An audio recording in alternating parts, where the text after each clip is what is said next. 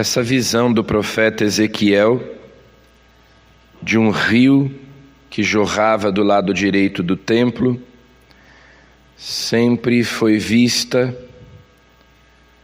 pelos padres da igreja como uma imagem de Cristo, de cujo lado aberto jorraram sangue e água, símbolos do batismo e da Eucaristia. O próprio Jesus, quando expulsou os vendilhões do templo, comparou o templo ao seu corpo. Destruí este templo e eu levantarei em 3 dias. E São João ele falava do templo do seu corpo. Jesus se referia à sua paixão, morte e ressurreição. Também quando Jesus conversava com a samaritana,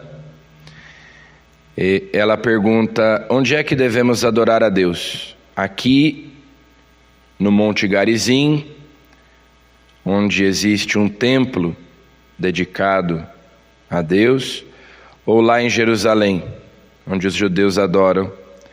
E Jesus diz: chega a hora em que não adorareis o Pai nem neste monte, nem em Jerusalém, mas adorareis o Pai em espírito e em verdade. Então, Jesus vai apontando para essa realidade de que Ele é o novo templo.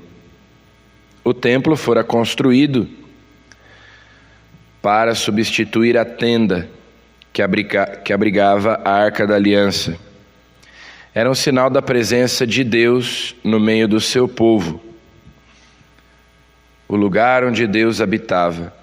E apenas lá, a partir da construção do templo, é que os sacerdotes podiam oferecer os sacrifícios. Foi uma centralização do culto em Jerusalém. Era o lugar dos sacrifícios, o lugar onde os sacerdotes exerciam os seus ofícios.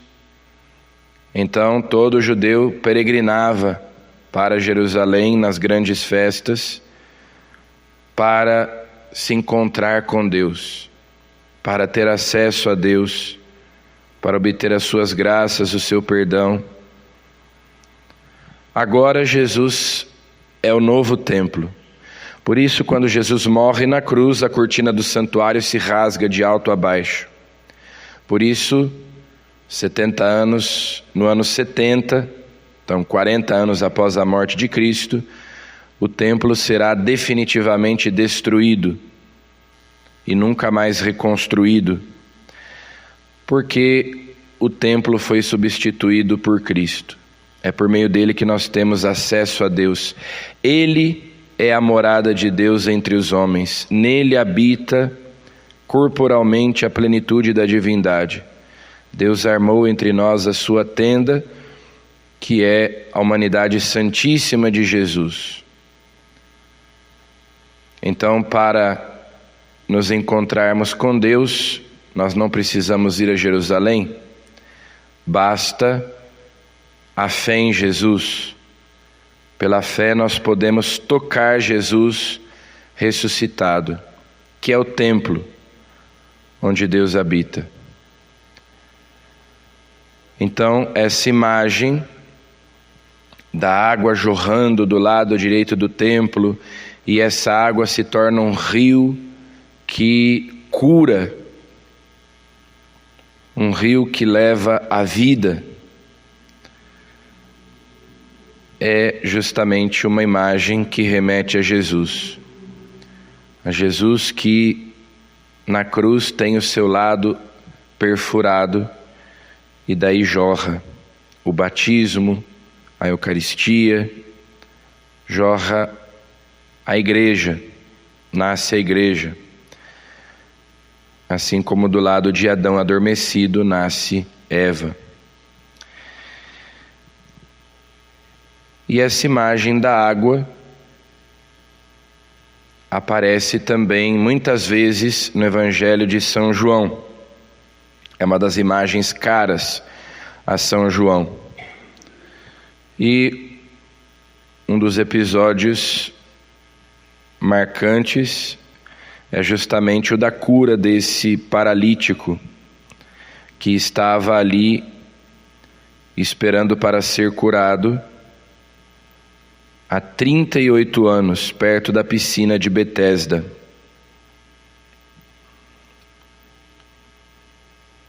Aquilo que ele esperava que a água fizesse por ele, Jesus faz, Jesus o cura.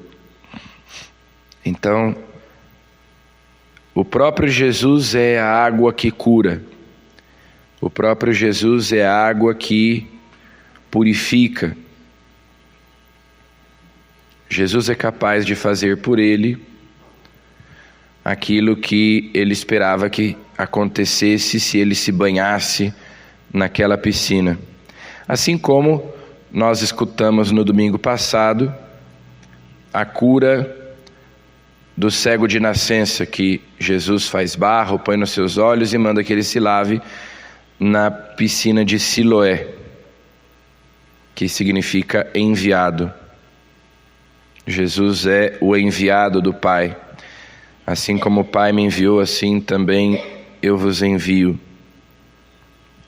Então, nas leituras de hoje aparece essa imagem da água.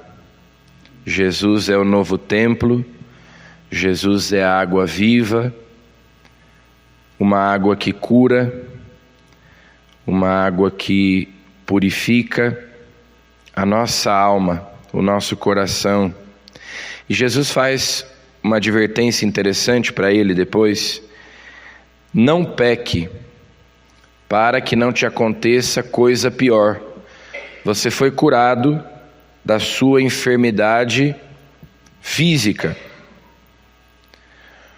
mas se você pecar, coisa muito pior do que ficar 38 anos paralítico à beira de uma piscina esperando que alguém te faça entrar, porque o pecado é uma paralisia espiritual e conduz à morte eterna. Então, Deus te concedeu a cura física, mas cuidado, porque existe algo pior do que a doença física, a doença espiritual, a paralisia espiritual, que é o pecado. E é dessa enfermidade, sobretudo, que Jesus veio nos curar. As curas físicas são apenas um sinal que mostram o poder de Jesus. Como quando Jesus curou aquele outro paralítico que foi descido pelo telhado, e ele diz: para que saibais que o Filho do Homem tem na terra o poder de perdoar os pecados, disse ao paralítico: levanta-te, toma a tua maca e anda. Então a cura é um sinal para nós sabermos que Jesus é a fonte da água viva. Jesus é o novo templo pelo qual nós temos acesso a Deus. Basta ter fé nele, na pessoa dele, e do nosso interior jorram rios de água viva. E nós mesmos, pela fé em Jesus, nos tornamos um templo onde Deus habita. Então, peçamos a Jesus que, pela fé nele, na sua pessoa, nós sejamos interiormente transformados pela sua graça.